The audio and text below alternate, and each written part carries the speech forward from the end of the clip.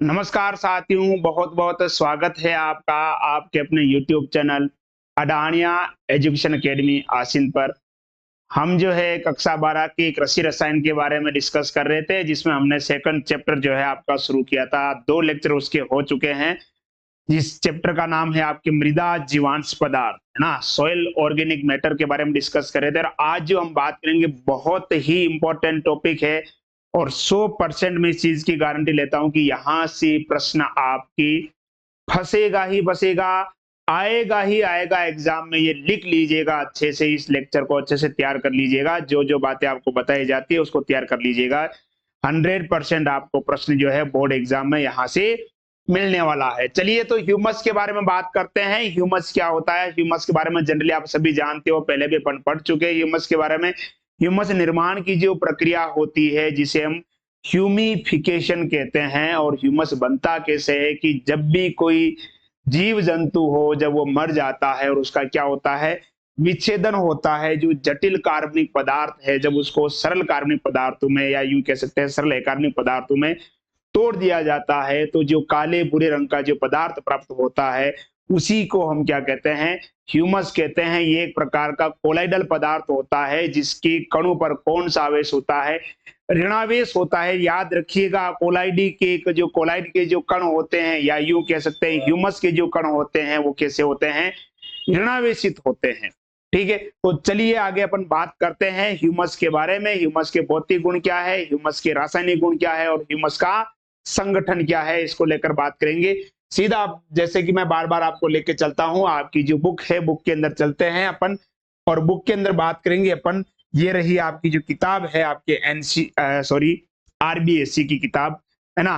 बात करेंगे किसके बारे में, ह्यूमस के बारे में। जैसा कि आप ह्यूमस की जो परिभाषा है उसके बारे में अपन देख सकते हैं, है ना। ह्यूमस देखिए, मृदा में जीवांत पदार्थ के विच्छेदन से गहरे भूरे या काले रंग के कोलाइडी पदार्थ बनता है, उसे अपन क्या कहते हैं, ह्यूमस कहते हैं।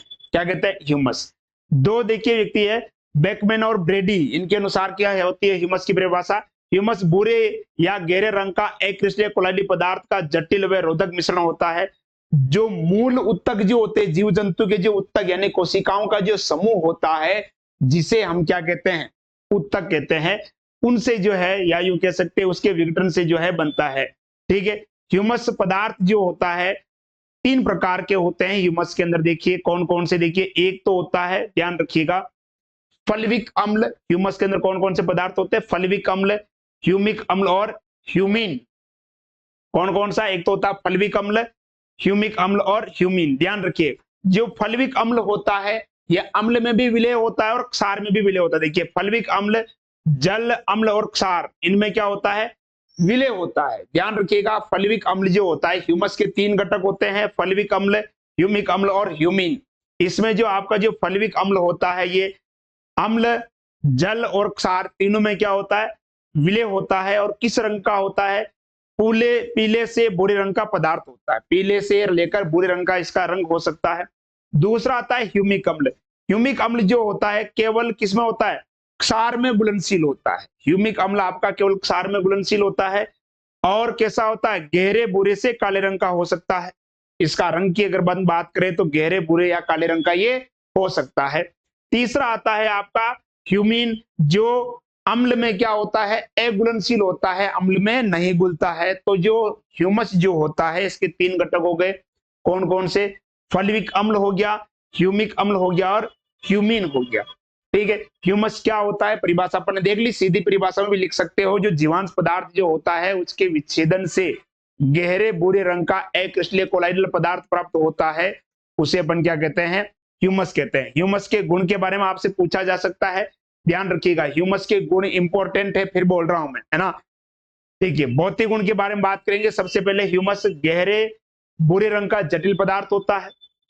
यह अक्रिस्टलीय कोलाइडी पदार्थ होता है। ह्यूमस के जो कण जो होते हैं, ध्यान रखिएगा, ह्यूमस के जो कण जो होते हैं, ह्यूमस के कणों पर कौन सा आवेश होता है, ध्यान रखिएगा, ये लाइन कई बार इससे क्वेश्चन बन सकता है। ह्यूमस के कणों पर कौन सा आवेश होता है, ऋणावेश होता है। ये जल में अविलय होता रहता है, लेकिन जल के साथ क्या बना लेता है, कोलाइडी विलयन बनाता है। जल में घुलता नहीं है लेकिन उसके साथ कोलाइडी विलयन बनाता है। बात आती है सर ये कोलाइडी विलयन क्या होता है, मैं कहूंगा नहीं बताऊंगा। क्यों नहीं बताऊंगा, क्योंकि 3rd चैप्टर यही है यार। तीसरा चैप्टर कोलाइड वाला है अपने, तो वहां पढ़ेंगे ना डिटेल में, काहे को टेंशन लेते हो। ये जल में एविलेट रहता है, लेकिन जल के साथ क्या बनाता है, कोलाइड। इसमें सुगठियता व सहसंजन कम होता है। सहसंजन बल के बारे में आप जानते ही हो, समान अणु के बीच में जो बल लगता है उसे सहसंजन बल कहते हैं, और असमान अणु के बीच में जो बल लगता है उसे असहसंजन बल कहते हैं। इसकी जल धारण क्षमता अधिक होती है, जल को सोखने की क्षमता क्या होती है, अधिक होती है। इसीलिए कहते हैं ना कि जो ह्यूमस होता है उसके अंदर फसल की वृद्धि बहुत अच्छी होती है। क्यों? पहली चीज तो वहां पर पोषक पदार्थ ज्यादा होते हैं।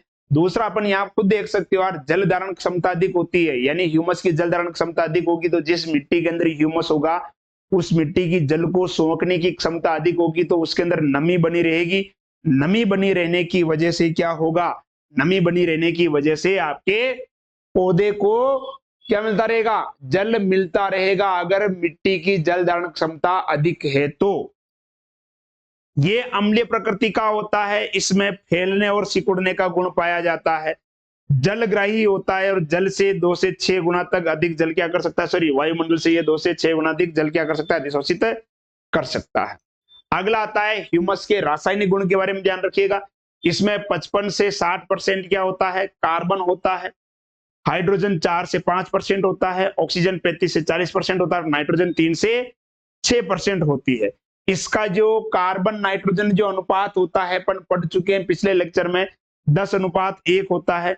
और धनायन विनिमय क्षमता जो होती है CEC जिसे अपन बोलते हैं ना, धनायन विनिमय क्षमता, कैटायन एक्सचेंज कैपेसिटी जो होती है, धनायन विनिमय क्षमता CEC, कैटायन एक्सचेंज कैपेसिटी जो होती है 150 से 150, सॉरी 100 से 300 या मध्य में कह सकते हैं 200 होती है। कितनी होती है, 200 होती है।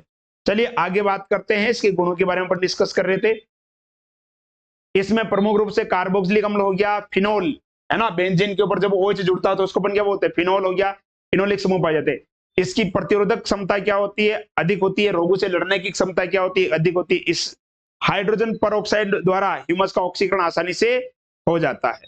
ह्यूमस के निर्माण में अगर अपन बात करें कि ह्यूमस बनेगा कैसे, सबसे पहला आता है लिग्नोप्रोटीन का निर्माण, है ना। जो लिग्नोप्रोटीनेट यौगिक जो होते हैं, जाहिर सी बात है कि जो लिग्निन जो होता है ना, लिग्निन का सबसे पहले विच्छेदन होगा बाहर की तरफ जो पट्टी होती है। हालांकि अपन पढ़ चुके हैं कि जो हाइड्रोकार्बन जो होता है, सॉरी आपके कार्बोहाइड्रेट जो होता है उसका विच्छेदन सबसे पहले होता है। जो लिग्नोप्रोटीन है इसका विच्छेदन होगा, सॉरी लिग्निन का जब विच्छेदन होगा तो क्या बनेगा, लिग्नोप्रोटीन बनेगा। जीवांश पदार्थ के विच्छेदन से ह्यूमस बनने की प्रक्रिया में शर्करा, स्टार्च, सेल्यूलोज, हेमिसेल्यूलोज इसका विच्छेदन सबसे पहले हो जाता है। जैसे जैसे मैंने बताया था कि उसके अंदर पोषक पदार्थ की मात्रा कम होती जाती है, विच्छेदन की दर भी क्या होती जाती है, धीमी हो जाती है, ये अपन पढ़ चुके हैं। और सबसे धीरे धीरे जो विच्छेदन होता है किसका होता है, लिग्निन का होता है। लिग्निन एवं तेल वसा की मात्रा बढ़ जाती है। क्यों बढ़ जाती है भाई, सबसे पहले जो भी जीवांश पदार्थ है उसके अंदर कार्बोहाइड्रेट भी है, सेलुलोज भी है, हेमिसेल्यूलोज भी है, लिग्निन भी है, वसा भी है, सारे पदार्थ है शुरुआत के अंदर। तो सबसे पहले जब जीवाणु अपघटन करेंगे तो किसको निपटाएंगे, सबसे पहले वो निपटाते हैं किसको, आपके कार्बोहाइड्रेट को चट कर जाते हैं। उसके बाद सेल्यूलोज, हेमिसेल्यूलोज इनको सबको चट कर जाते हैं।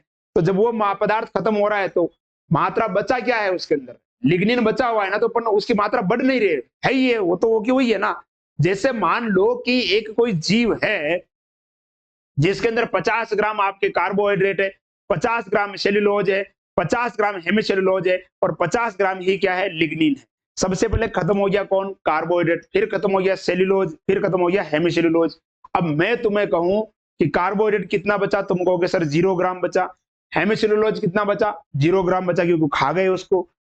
सेल्यूलोज कितना बचा, 0 ग्राम बचा क्योंकि खा गए।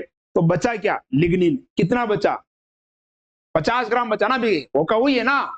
तो बस यही तो है, उसकी मात्रा बढ़ नहीं रही है, तुलनात्मक रूप से ज्यादा हो जाती है क्योंकि बाकी खत्म हो जाते हैं ना, ठीक है। तो जो लिग्निन होता है और नाइट्रोजन जो है वो आपस में जुड़कर क्या बना देते हैं, लिग्नोप्रोटीन बना देते हैं। क्या बना देते हैं, लिग्नोप्रोटीन बना देते हैं। उसके बाद आता है रोधी अणु जीवाणु उत्तक का निर्माण, है ना। जीवाणु के जो उत्तक बनते हैं जिसकी क्या होती है, प्रतिरोधक क्षमता क्या होती है, अधिक होती है, ठीक है। शर्करा एवं अन्य पदार्थों की विच्छेदन की प्रक्रिया से क्या निकलती है, ऊर्जा निकलती है और अमोनिकल लवण बनते हैं, अमोनिया वाले लवण बनते हैं, यूं कह सकते हैं। उससे सूक्ष्म जीव क्या करते हैं, अपने उत्तक का निर्माण करते हैं, अपनी कोशिकाएं जो है वो बनाते हैं, ऊर्जा प्राप्त करते हैं, यूं कह सकते हैं, जो सूक्ष्म जीव जो होते हैं। कार्बनिक पदार्थ के विच्छेदन के दौरान जीव अणु पॉलीयूरेनाइड नामक यौगिक का निर्माण करते हैं। यहां से थोड़ा इसको अंडरलाइन कर लेना कि जब कार्बनिक पदार्थ का विच्छेदन होता है तो कौन से अणु बनते हैं, पॉलीयूरेनाइड का निर्माण होता है। और ये जो यौगिक बनते हैं पॉलीयूरेनाइड, ठीक है, ये जीवाणु उत्तक के साथ मिल जाते हैं, जिससे जीवाणु की जो रोग प्रतिरोधक क्षमता है वो क्या हो जाती है, बढ़ जाती है। और जब वो जीवाणु मर जाता है तो वो सारा का सारा पदार्थ किसमें मिल जाता है, मृदा में मिल जाता है।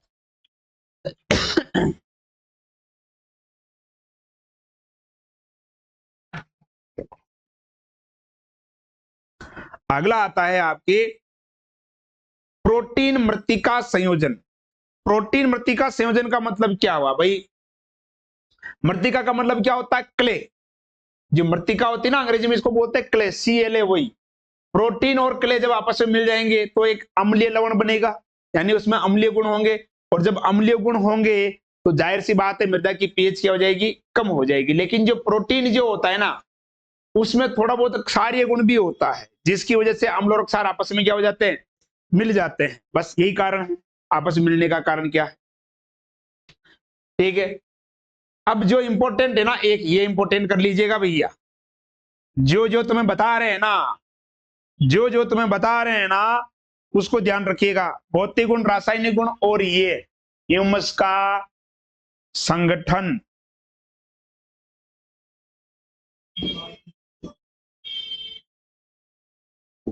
ह्यूमस का संगठन, जीवांश पदार्थ का संगठन, इस प्रकार के प्रश्न बहुत कई बार पूछे जाते हैं, बहुत बार पूछे जाते हैं, है ना।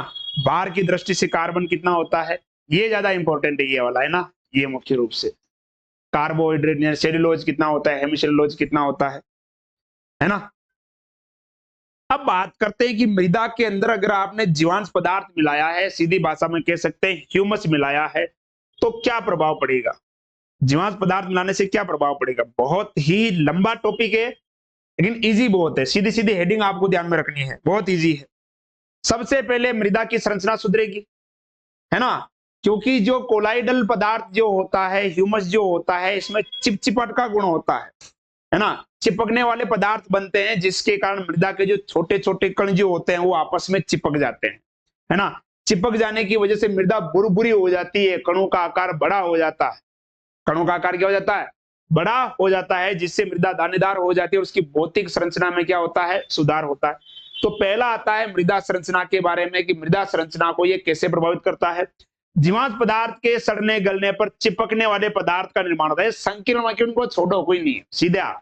जीवांश पदार्थ के सड़ने गलने पर चिपकने वाले पदार्थ का निर्माण होता है, जो मृदा कणों को आपस में क्या कर देते हैं, बांध देते हैं, जिससे मृदा की भौतिक संरचना क्या हो जाती है, सुधर जाती है, कणों का आकार बड़ा हो जाता है। अगला है, मैंने आपको पहले बताया था, जल धारण क्षमता को बढ़ाना। अगर किसी मृदा के अंदर ह्यूमस मिलाएंगे, यानी जीवांश पदार्थ मिलाएंगे, तो मृदा की जल धारण क्षमता बढ़ जाएगी, जल को सोखने की क्षमता बढ़ जाएगी। और जिस मृदा की जल को सोखने की क्षमता ज्यादा होगी, क्या होगा, उस मृदा के अंदर पौधे की वृद्धि भी क्या होगी, अच्छी होगी, क्योंकि मृदा के अंदर नमी बनी रहेगी ना, तो पौधे को पोषक पदार्थ, जल वगैरह सब मिलते रहेंगे, ठीक है। तो जल धारण क्षमता यानी एक संतृप्त वातावरण से लगभग 80 से 90% जल को क्या कर लेता है, ये सोख लेता है, ठीक है। रेतीली एवं दोमट मृदा में जीवांश पदार्थ डालने पर उसकी जल धारण क्षमता में क्या होती है, बढ़ोतरी होती है, क्योंकि रेत जो होता है ना, उसके अंदर पानी रुकता नहीं है, नीचे चला जाता है रेत के अंदर, आपको सभी को पता है। तो रेत के अंदर इसलिए पौधे नहीं उग पाते हैं, क्योंकि नीचे चला जाता है ना, तो वहां पर ये कणों को बांध के रखता है, जिसकी वजह से जो रेतीली मिट्टी है, अगर उसके अंदर भी अगर आपको फसल उगानी है तो उसमें आप ह्यूमस मिला सकते हो। वायु संचार, ठीक है, क्योंकि जब कण बड़े बड़े हो जाते हैं तो उनके बीच में जगह भी क्या होती है, ज्यादा होती है, छिद्र रह जाते हैं। छिद्र रह जाने की वजह से उसमें वातन अच्छा होता है, मृदा के अंदर वायु का आदान प्रदान अच्छा होता है, वायु संचार मृदा के अंदर अच्छा होता है, क्योंकि ह्यूमस मिला दे, मृदा का जो संरचना जो कणाकार हो जाती है, बड़े बड़े कण बन जाते हैं, जिसकी वजह से वायु संचार अच्छा होता है। मृदा का ताप, देखिए गर्मी में तो कोई दिक्कत नहीं है, गर्मी में तो टेम्परेचर वैसे भी ज्यादा होता है, कोई दिक्कत नहीं है, लेकिन सर्दियों में अक्सर तापमान क्या हो जाता है, कम हो जाता है। सर्दियों में तापमान कम हो जाने की वजह से फसलों की वृद्धि क्या हो जाती है, रुक जाती है। कुछ फसलें ऐसी होती है, कुछ पौधे ऐसे होते हैं जिनको अधिक तापमान की आवश्यकता होती है। और हम सब जानते हैं कि जो ह्यूमस जो होता है, गहरे भूरे काले रंग का पदार्थ होता है, और जो काला जो रंग होता है वो प्रकाश को ज्यादा क्या करता है, अवशोषित करता है। अगर किसी मृदा के अंदर ह्यूमस मिला दिया, इसका मतलब अपन ने काला पदार्थ मिला दिया, तो सूर्य के प्रकाश को अवशोषित ज्यादा करेगा, यानी ह्यूमस के अंदर तापमान बढ़ेगा। और वो ह्यूमस मिला किसके अंदर है, आपकी मृदा के अंदर मिला हुआ है, तो ह्यूमस का तापमान बढ़ेगा, जाहिर सी बात है मृदा का तापमान भी बढ़ेगा। और जब मृदा का तापमान बढ़ेगा तो सर्दी के अंदर पौधे को जब तापमान की आवश्यकता होगी, तो उस पौधे की वृद्धि भी क्या हो सकती है, आपके अच्छे से हो सकती है। तो यही अपन पढ़ेंगे, मृदा में जीवांश पदार्थ के विच्छेदन से मृदा गहरे रंग की हो जाती है। इससे मृदा के तापमान में क्या होती है, बढ़ोतरी होती है। इसके अतिरिक्त जीवांश पदार्थ मृदा की सतह पर आवरण के रूप में कार्य करता है। सर्दियों में मृदा का तापमान बढ़ने से पौधे की वृद्धि अच्छी प्रकार से होती है। अभी मैंने आपको बताया था, जब सर्दी के टाइम पे, गर्मी में तो वैसे तापमान ज्यादा होता है, लेकिन सर्दी में ये बहुत ज्यादा आपके सहायता करेगा। अगला आता है मृदा अपर्दन, यानी मिट्टी के कटाव को भी रोकेगा। क्यों रोकेगा, क्योंकि अभी अपन ने देखा था कि जो जीवांश पदार्थ जो होता है उसके विच्छेदन से चिपकने वाले पदार्थ बनते हैं, जिसकी वजह से मृदा के बहुत सारे कण आपस में क्या हो जाएंगे, चिपक जाएंगे। आपस में चिपक जाने की वजह से मृदा का जो अपर्दन है, मिट्टी का जो कटाव है, वो कम हो जाएगा। जाए आप जनरली आप सभी जानते हैं कि जो पृष्ठ मृदा और अवमृदा के बारे में अपन फर्स्ट चैप्टर में पढ़ चुके हैं, है ना। जो पृष्ठ मृदा होती है, ऊपर की जो मृदा होती है, सभी प्रकार के पोषक तत्व ऊपरी मृदा में ज्यादा पाए जाते हैं। और जब मृदा का अपर्दन होता है, यानी मिट्टी का जो कटाव होता है ना, तो ऊपर की मृदा ही सबसे पहले बहकर जाती है। ठीक है, तो अगर मान लो मृदा का अपर्दन हो जाएगा तो जो पोषक पदार्थ है वो बहकर चले जाएंगे, तो उसको रोकने के लिए अपन उसमें क्या मिला सकते हैं, ह्यूमस मिला सकते हैं। क्योंकि ह्यूमस के अंदर चिपकने वाले पदार्थ होते हैं, जिसके कारण वो मिट्टी को बांध कर रखता है। ठीक है, जिससे अपर्दन कम हो जाता है। जीवांश पदार्थ को मृदा में डालने से कण एक दूसरे से बंध जाते हैं, भी मैंने आपको बताया था, बांध के रखता है, जिसके कारण मृदा का अपर्दन कम होता है। मृदा की सतह से जल का बहाव मृदा कणों को बांधने के कारण कम हो जाता है, मृदा का कटाव भी कम होता है। भू परिष्करण का मतलब क्या होता है कि इसका मतलब सीधा अपन यूं कह सकते हैं, कटाव से ही कह सकते हैं भू ना, चिकनी में भू परिष्करण का मतलब ऊपर से नीचे की तरफ आ जाना बिना पानी के। एक तो ना है कि आपके जल अपर्दन होता है, जल के द्वारा मिट्टी बहकर जाती है। एक वायु अपर्दन, वायु अपर्दन मुख्य रूप से रेगिस्तान के अंदर देखने को मिल सकता है, लेकिन जो पहाड़ी इलाके होते हैं वहां पर भू परिष्करण की स्थितियां ज्यादा होती है ना। तो जब आप इसको मिलाओगे तो भू परिष्करण जो है आपकी कम से कम होगा। वाष्पीकरण, वाष्पीकरण भी मृदा में से कम हो जाएगा। क्यों होगा, क्योंकि जो कोलाइड जो है, या यूं कह सकते हैं आपका जो ह्यूमस जो है, ये मृदा पर एक आवरण बना देता है, एक परत बना देता है, जो उसमें जल की हानि को क्या कर देता है, रोक देता है ना। नमी की जो है मृदा में यूं कह सकते हैं बनाए रखता है, क्योंकि ऊपर एक लेयर बन जाती है, आवरण बन जाता है। अगला आता है सुगठ्यता और सहसंजन। ठीक है, सहसंजन का मतलब मैंने अभी आपको बताया था। सुगठ्यता का मतलब होता है फैलना और सिकुड़ना। सुगठ्यता का मतलब क्या होता है, फैलने और सिकुड़ने की क्षमता। कोई भी मिट्टी कितनी फैल सकती है, कितनी सिकुड़ सकती है, इसको बोलते हैं सुगठ्यता। और सहसंजन का मतलब होता है समान अणु के बीच में लगने वाला जो बल होता है, उसे हम क्या कहते हैं, सहसंजन कहते हैं। दोनों चीजों को क्या कर देता है, बढ़ा देता है। ठीक है, कौन सी मृदा में, अगर बलुई मृदा में अगर मिलाएंगे तो बढ़ जाएगा, लेकिन चिकनी मृदा में मिलाने पर यह गुण कम हो जाता है, क्योंकि चिकनी मिट्टी पहले से ही चिपकी हुई है, पहले से ही चिपकी हुई है, और आपने और मिला दे तो ज्यादा चिपक जाएगी। जब चिपक जाएगी तो फैलेगी कहां पे, फैलेगी नहीं ना। सुगठिता का मतलब क्या होता है, फैलना और सिकुड़ना। तो चिपक जाएगी, फैलेगी नहीं ना। तो चिकनी मिट्टी में अगर आप ह्यूमस मिलाओगे तो नुकसान हो सकता है, थोड़ा ध्यान देना। अगला आता है धनायन विनिमय क्षमता, कैटायन एक्सचेंज कैपेसिटी। हम सभी जानते हैं कि जो ह्यूमस जो होता है ना, आपका जो ह्यूमस होता है, ह्यूमस पर आवेश कौन सा होता है, तो आपको सर ह्यूमस जो होता है इस पर ऋणावेश होता है ना। ये आपका मान लो ह्यूमस हो गया, क्या हो गया, ह्यूमस। और इस ह्यूमस पर जो आवेश जो होगा आपकी कैसा होगा, सॉरी, ऋणावेश होगा। ह्यूमस पर जो आवेश होगा कैसा होगा, ऋणावेश होगा, है ना। ये हो गया तुम्हारा ह्यूमस। अब देखो, जब इसके ऊपर ऋणावेश है तो आप सभी जानते हो कि समान आवेश में क्या होता है, प्रतिकर्षण होता है, विपरीत आवेश में क्या होता है, आकर्षण होता है। तो जाहिर सी बात है कि अगर इस पर ऋणावेश, इस पर आकर चिपकेगा कौन, आप कहोगे सर इस पर धनायन आकर चिपक जाएगा, इस पर आकर चिपक जाएगा धनायन। और जब धनायन इस पर आकर चिपक जाएगा, जब धनायन इस पर आकर चिपक जाएगा तो दूसरा धनायन जब यहां आएगा तो वो इसको विस्थापित करके इसकी जगह ले लेगा। फॉर एग्जाम्पल मान लो यहां पर पहले से ही है ऑलरेडी कैल्शियम +2 है, और जब यहां से पोटेशियम आएगा तो ये कैल्शियम को यहां से उड़ा देगा। इसको बोलते हैं धनायन विनिमय क्षमता, है ना। तो ह्यूमस जो होता है इसके कण छोटे छोटे होते हैं, ठीक है। छोटे होने के कारण उनका पृष्ठीय क्षेत्रफल क्या होता है, अधिक होता है। पृष्ठीय क्षेत्रफल अधिक होने की वजह से उसमें धनायन विनिमय क्षमता भी क्या हो जाएगी, अधिक हो जाएगी। आसानी से उसमें आयन एक दूसरे को क्या कर सकते हैं, विस्थापित कर सकते हैं, है ना। ह्यूमस की धनायन विनिमय क्षमता अधिक होने के कारण इसको मृदा में मिलाने पर धनायन विनिमय क्षमता क्या हो जाती है, बढ़ जाती है। अभी मैंने बताया था कैटायन एक्सचेंज कैपेसिटी, CEC, है ना, कैटायन एक्सचेंज कैपेसिटी। अगला आता है उभय प्रत्यारोधन क्षमता, बफरिंग। बफर विलयन के बारे में आप सभी ने सुना होगा, बफर विलयन के बारे में सभी ने सुना होगा, है ना, कि ऐसा विलयन जिसमें थोड़ी मात्रा में अम्लीय क्षार मिलाने पर उसकी पीएच में कोई परिवर्तन नहीं होता है, उसे अपन क्या कहते हैं, बफर विलयन कहते हैं। जैसे हम कह सकते हैं हमारा जो रक्त जो होता है, हमारा रक्त भी एक प्रकार का क्या है, बफर विलयन ही तो है। हमारा जो रक्त है वो भी एक प्रकार का क्या है, बफर विलयन है। आप कहोगे सर कैसे, अगर मैं तुमसे पूछूं जो हमारा जो रक्त जो है उसकी पीएच कितनी होती है, आप कहोगे सर 7.4 होती है।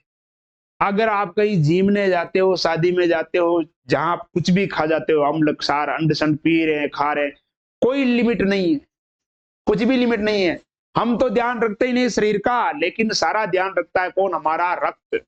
आप शरीर के अंदर अम्ल भी ले रहे हो, क्षार भी ले रहे हो, खट्टा मीठा कड़वा सब भरे जा रहे हो, लेकिन फिर भी रक्त जो क्या करता है, पूरी बॉडी की पीएच को मेंटेन रखता है, क्योंकि रक्त हमारा एक प्रकार का क्या है, बफर विलयन है। तो बफर विलयन किसे कहते हैं कि ऐसा पदार्थ जिसमें थोड़ी मात्रा में अम्लीय क्षार मिलाने पर उसकी पीएच में कोई परिवर्तन नहीं होता है, या यूं कह सकते हैं जो पीएच परिवर्तन का क्या करता है, विरोध करता है, वो आपका क्या होता है, बफर सॉल्यूशन होता है। तो जो कोलाइड जो होता है ये भी एक प्रकार के बफर का काम करता है, कोलाइड क्या, ह्यूमस।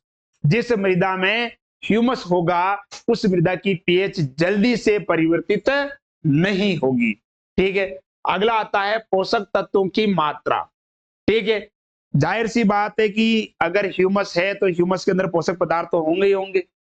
जीव जंतु है ना, तो अगर मान लो कि जैसे कुत्ता है तो कुत्ते ने बहुत कुछ खाया है, जब वो मरेगा तो बहुत कुछ वहीं तो रहेगा जहां वो मरेगा, जहां उसकी बॉडी अपन डालेंगे, बहुत कुछ पदार्थ जो बहुत कुछ कुत्ते ने खा रखा वो बहुत कुछ कहाँ है, जहां कुत्ता पड़ा है वहीं तो है।